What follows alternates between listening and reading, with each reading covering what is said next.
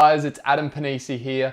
In this video, I wanted to share with you how I first got started in property and in property development using none of my own money, starting from ground zero, not knowing anything at all about property or property development, and how now I've been able to amass a pipeline of projects which is valued at over $200 million. So in this page, I wanted to give it up or open it up to everyone that's joining to ask me any questions. I want to try and give back some of my knowledge, which has taken me 11 years to gather, and many hundreds of thousands of dollars, even millions of dollars in mistakes, in other mentors who have mentored me along the way and along the journey. And I just wanted to give the same opportunity that I had back to everyday people looking to just generate more wealth, or just even create a side hustle or make this their full-time job. So if you love property and you just don't know where to get started, or you've been on your property journey for some time and you're just not getting the results that you want to get, this page is absolutely free. I'm dedicating my time to put into this page to give back to people that are aspiring property developers and entrepreneurs, just like I am and I was 11 years ago when I was just 22 years old, and somebody showed me a strategy where I could get started in property development using none of my own money, not even having a deposit to buy the property. So some people might have seen my story, if you do know me already, how I did get started. And I did share that story some years ago in various property groups around Brisbane and Sunshine Coast and Gold Coast. And that was when I was about in my mid-20s after I'd finished that deal. I did share a little bit about what that property was and how I got started. So just to recap and give you a bit of an idea on where I started from, I've got a background in civil engineering. It's great for people that don't have a degree or do have a degree. I don't think it helps or hinders you. It probably more hinders you more than anything else, because you think you know more.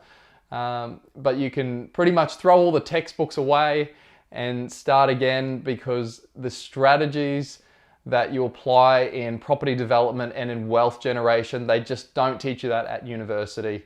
It'd be nice if they did, because you pay them a lot of money for a degree, but they just don't teach it. And that was one thing that I was lacking. When I was 22, I just finished university. I got first class honors. So I worked hard at university. I got top grades. And when I finished, I got a job like everyone else did. And at that job, I was working 60, 80 hours a week. When I was 22, I was working Saturdays. I really had or graduated to a career where I had no life, and I didn't like it. Not that my life has changed much now, but at least I love what I'm doing, working 60 to 80 hours a week now. So yeah, when I was 22, just finished university, and I went to a seminar, and in this seminar, this lady told me about this strategy where I could buy property using no money of my own. And the funny thing was, at the time, I was young enough, I was naive enough, I actually believed her, and I went out and did exactly what she said. I went and bought a property. I used this particular strategy called vendor finance. So if you haven't heard of that before, that's okay. Vendor finance is literally, as it sounds, it's getting the vendor, the owner of the property, to finance the purchase. So I got into this property with no deposit. It was over $1 million, which back in 2010, that was a lot of money. It still is a lot of money now, but back then it was even more money. And that was my very first property development deal. 2 years later, that was finished. End value of that project was $3 million. And how I actually put that deal together, or how I found it, one was I had unwavering belief that I was going to find a deal that I didn't have to put any of my own money down, and that I could buy from a vendor and he was going to finance it. So it was pretty obvious that if I came across a vendor and he didn't want to finance it, well, I'd move on to the next one. And this deal that I found, it wasn't anything special. It wasn't off market. It wasn't a family member that I knew. I didn't know this vendor before I met him. It wasn't some quirky deal I'd been working on for 5 years. It literally took me a couple of months to find this deal. And once I found it, it was on market. There was a real estate agent involved. And all I did was I hassled the real estate agent to introduce me to the vendor. Because when you're dealing with the vendor direct, that's the owner of the property, to get a creative deal, like vendor finance, for example, it's very, very hard to do through the real estate agent. So if you've got a real estate agent, especially one that's not creative, and unfortunately most of them aren't, developers have developer, or what's called developer terms, and developer terms means anything goes. So whatever you can conceive, you can pitch it to the owner. I mean, they've got to agree to it, of course, but anything that's outside of the box, a general real estate agent, they're not going to know and be able to sell that to the owner. So one, I was introduced to the vendor rather. Once I was introduced to the vendor, then I pitched him the deal that he could get more money for the property if he vendor financed it.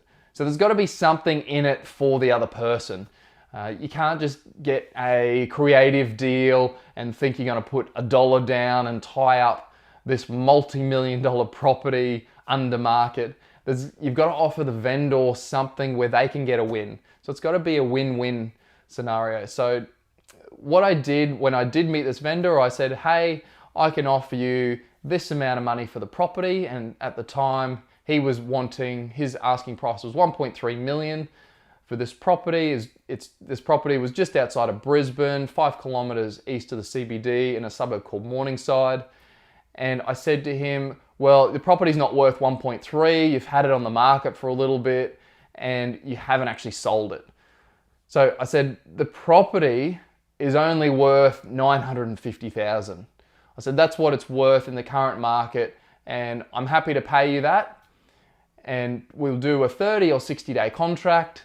Now, at the time, I obviously didn't have 950,000, but he didn't know that.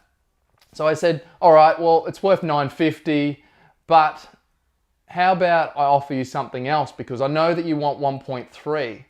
So I said, I know that if you come in and you vendor finance it, so instead of me giving you 950 now, what about if I give you 1.1? So he got a bit excited when I went from 950 to 1.1. So how about I give you 1.1, but instead of giving it to you all up front, how about I give you 800,000 now, and then the other 300,000 I'll give to you at the back end. So I'll give to you once the project is finished. And after that, we ended up agreeing to a deal where he got some of the profit as well. So he got a pretty good deal out of it. Nobody else was going to give him 1.1 for that property at that present point in time. So that's what I did. I pitched to him and I got him a bit excited. He had been involved in this project because it already had development approval. It was 2 blocks of land. He'd spent about 5 years purchasing these 2 blocks of land side by side, and he actually got the original development approval. It needed some tweaking, but the development approval was pretty good in its current state. So the vendor did do a great job of putting that together already. So what he did have, he had vested interest in seeing the project through to the end. So he did want to see it completed. He just didn't have the financial capacity or really the know-how to get this project out of the ground. When I actually look back at that, he could have done it himself. It was just more so that he didn't get told about this strategy that I learned. So I was 22 at the time. I think he was in his mid-30s.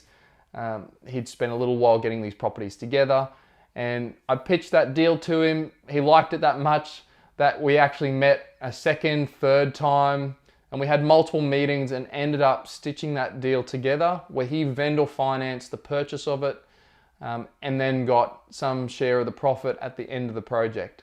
So fast forward 2 years, that deal worked out really great. He got everything that I promised him. So that was almost 10 years ago by the time it was finished, and still to this day, I still catch up with that guy every 6 months, and when we catch up, we have a good laugh about the fact that I was 22 and I did this deal, and that was my first deal that I did. And if you are doing the same or similar deals, you know, in 10 years time, once you've done that deal, you look back and you just laugh about the fact that you did this amazing deal and you were able to do it, and it was purely on the basis that you had the belief and you had the skills, or somebody gave you the knowledge to be able to develop property. So I hope that story and that series of events has given you some insight as to how I got started. And I'll share with you some other projects along the way and along my journey that I've learned a lot of mistakes in, and also made a lot of money as well. So thanks for listening, and I hope you get a lot of value out of this. If you did like this video, just leave a comment below or ask me a question on either my first deal, or if there's something specific you want to know about property investing or property development, please let me know. I'm planning to do multiple videos and things over the coming weeks, over the coming months.